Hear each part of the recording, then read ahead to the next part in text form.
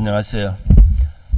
오늘은 공정사무소에 오는 별의별 사람들 이런 제목으로 말씀을 좀 드리겠습니다.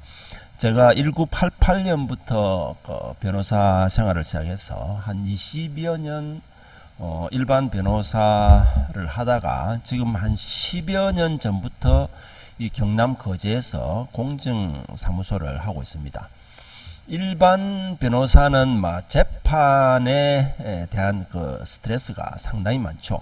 거기에 비해서 공정은 일단은 이제 확실하게 공적으로 증명해 준다 하는 그런 업무니까 일반 변호사에 비해서는 훨씬 스트레스가 적고 참 편하다고 할 수 있습니다. 단지 일반 변호사는 재판 외에는 좀 자유롭게 다른 데 다니고 이렇게 해도 되는데, 공정은 사무실에 항상 있어야 되죠. 언제 의뢰인이 와서 공정을 해야 될지 모르니까 오면은 즉시 또 이렇게 해줘야 되니까. 그리고 옛날에는 직원들이 그냥 이렇게 미리 공정인의 서명을 받아 놓은 걸 이렇게 붙여서 하기도 했다는데, 요즘은 그런 걸 하지 말라고 법무부에서 엄청 신경을 많이 쓰고 있습니다. 그것이 단점이라면 단점인데, 사무실에 있으면서 책도 보고 이런 유튜브도 촬영을 하고 여러 가지 할 수 있으니까 사무실에서 어떻게 유익하게 시간을 잘 보내느냐 하는데 신경을 쓰고 있습니다. 공정의 기능을 보면 강력한 증거가 될 수 있다. 분쟁을 미리 예방하고 해결할 수 있다. 또 자기 어떤 권리 행사를 용이하게 할 수 있다. 또 문서를 보관. 일반 문서 사서정서는 3년, 공정정서는 10년간 보관하도록 되어 있습니다. 그래서 일반인들이 문서를 분실하더라도 공정사무소에 와서 다시 등본이나 사본을 할 수가 있죠. 크게 나누어서 공정정서 작성을 하는 게 있고, 사서정서를 인정하는, 이렇게 두 가지로 크게 나눌 수 있습니다. 공정정서는 이제 이 공정인이 직접 작성을 해주는 거죠. 일반적으로 이제 채권 채무 관계가 제일 많습니다. 이 공정정서는 집행력이 있어서 마치 법원의 판결을 받아둔 것과 같은 그런 효과가 있죠. 아주 강력한 효과가 있죠. 사서정서 인정이라는 것은 이 본인들이 만들어 온 서류를 이렇게 인정을 해주는 거죠. 그러면 좀 더 확실하게 문서가 된다, 확실한 문서가 된다 하는 그런 효과가 있고, 사서정서는 종류가 여러 가지가 있을 수 있죠. 합의서, 계약서, 무슨 각서, 엄청나게 많은 종류가 있을 수 있는데, 이 사서정서를 인정하는 효력은 문서를 좀 확실하게 해주지만은 집행력은 없습니다. 이제 공정정서, 채권 채무 관계는 집행력이 있고, 사서정서는 인정하는 것은 집행력은 없다. 단지 이제 이 강력한 증거가 되어서 나중에 재판에 활용을 할 수가 있는 것이죠.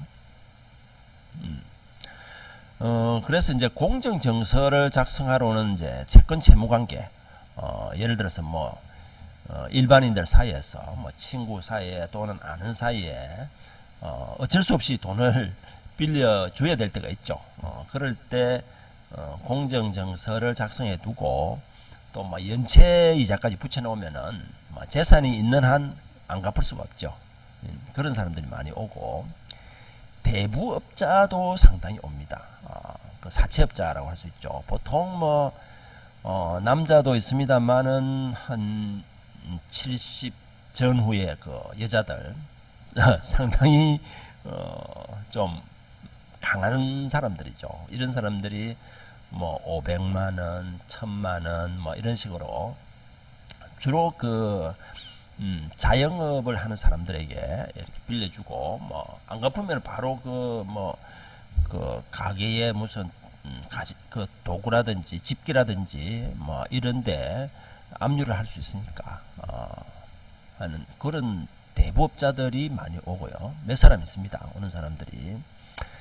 그 다음에 유흥업에 종사하는 그 사장, 사장이 그 여자 접대부가 새로 왔을 때 그 미리 이렇게 선금을 주는 것이죠. 뭐 500만 원, 1000만 원, 뭐 이렇게 선금을 주고 그걸 이제 공정을 해둡니다. 공정정서를 작성해두고 이게 몇 개월 이렇게 계약한 기간 동안 일을 하면은 그 채무가 없어지고, 일을 안 하고 뭐 도망갔다든지 이렇게 하면은 이제 그걸 집행할 수 있는 그런 식으로 공정을 해두죠. 뭐 사람의 값을 매길 수는 없습니다만은 그 인물이라든지 몸매라든지 이런 걸 따져서 능력이라든지 그 금액이 정해지는 듯이 그렇게 보입니다. 그리고 요즘 경기가 안 좋아지다 보니까 이 건물주라든지 주택, 뭐 아파트 소유자가 전세금을 이렇게 반환하지 못하는 경우가 있죠. 그럴 경우에 이걸 언제까지 주겠다 하는 식으로 공정정서를 작성하러 오기도 합니다. 그 다음에 주류업체 그 사장들, 주류업체 사장이 주점에 이렇게 술을 이렇게 공급해주고 돈을 잘 받지 못하는 경우가 있으니까 그런 경우에 주류업체하고 주점 사장하고 사이에 이제 공정정서를 작성하는 것이죠. 뭐 200만 원, 300만 원 언제까지 주겠다 하는 그런 내용. 그럼 임금 체불이 있을 때도 마찬가지입니다. 언제까지 그 임금을 주겠다 하는 그런 내용. 그다음에 유언공정. 그냥 그 노인이 그냥 사망했을 때는 자녀들 사이에 이게 분쟁이 생길 경우가 많죠. 뭐 인감증명이라든지 그 이전 등기를 하는데 필요한 서류를 이렇게 요구하는 과정에서 막 해준다, 못 해준다, 막 이래서 많이 분쟁이 생기는데, 유언공정을 해두면은 이 공정서 가지고 바로 다른 사람 그 동의 없이 바로 등기를 할 수 있으니까 분쟁을 상당히 그 예방하는 그런 효과가 있습니다. 그 다음 이혼하는 사람들, 협의 이혼을 했을 경우에 재산 관계를 확실하게 해두기 위해서 오는 겁니다. 예를 들어서 뭐 위자료라든지 재산 분할, 그 다음에 자녀 양육비, 이런 부분을 공정정서로 해두면 바로 집행을 할 수 있으니까 아주 강한 그런 효과가 있죠.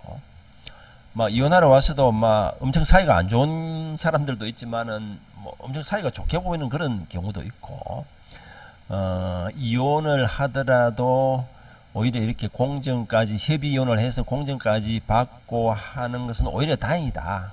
막 그 재판상 이혼을 하게 되면은 뭐 엄청나게 싸우죠. 그러면 뭐 본인들뿐만 아니라 그 집안, 뭐 친척, 친구들까지 다 그냥 원수가 될 수도 있죠.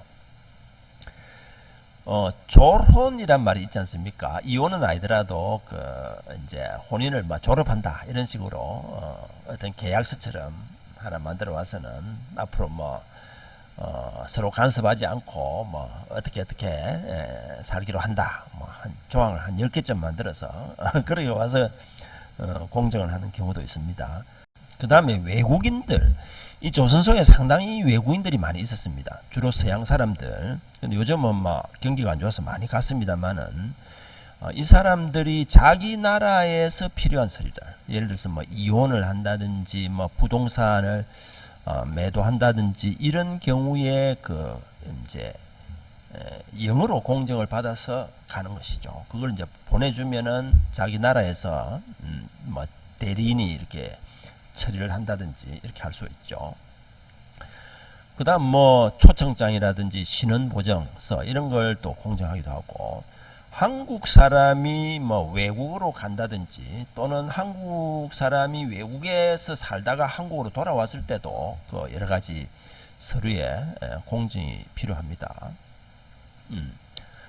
그 다음 부부 사이에 조금 사이가 안 좋을 때, 예를 들어서 남편이 뭐 술을 많이 마신다든지 늦게 들어온다든지 또는 바람을 피운다든지, 물론 뭐 여자도 그런 경우가 있습니다만은, 그래서 앞으로 뭐 다시는 그렇게 하지 않겠다 하는 식으로 각서를 작성해서 공정하러 오기도 합니다. 그 다음에 큰 계약, 예를 들어서 뭐 아파트를 건설한다든지, 뭐 이런 큼직한 계약이 있을 때는 주로 공정을 하러 오죠. 사건 사고가 났을 때, 조선소에서 사고가 났다든지, 뭐 교통사고라든지 이럴 경우에 그 유족들하고 합의금에 대해서 공정을 하죠. 형사 합의를 하러 오는 경우도 있습니다. 예를 들어서 뭐 사기를 쳤다든지 뭐 폭력이라든지 이런 경우에 형사 합의서를 작성해서 공정하러 오기도 하고, 조선소에서 선박을 건조하고 나서 이걸 이제 외국에 이렇게 등록을 해줘야 되니까 거기에 관련된 서류도 공정을 하러 옵니다. 그 다음에 진술서, 뭐 내가 이런 어떤 사실을 목격했다, 이런 내용을 알고 있다 하는 진술서도 공정을 해서 이걸 법원에 제출하기도 하고, 또 뭐 어떤 기관에 제출하기도 하고 그렇죠. 주주총회나 뭐 사원총회, 이사회 이런 경우에 의사록을 나중에 그걸 등기하기 위해서는 이 공정이 필요한 경우가 있습니다. 그런 경우도 많이 오고, 그 외에도 뭐 엄청나게 많이 있습니다만은 오늘은 여기까지 하겠습니다. 예, 감사합니다. 구독과 좋아요를 부탁드립니다.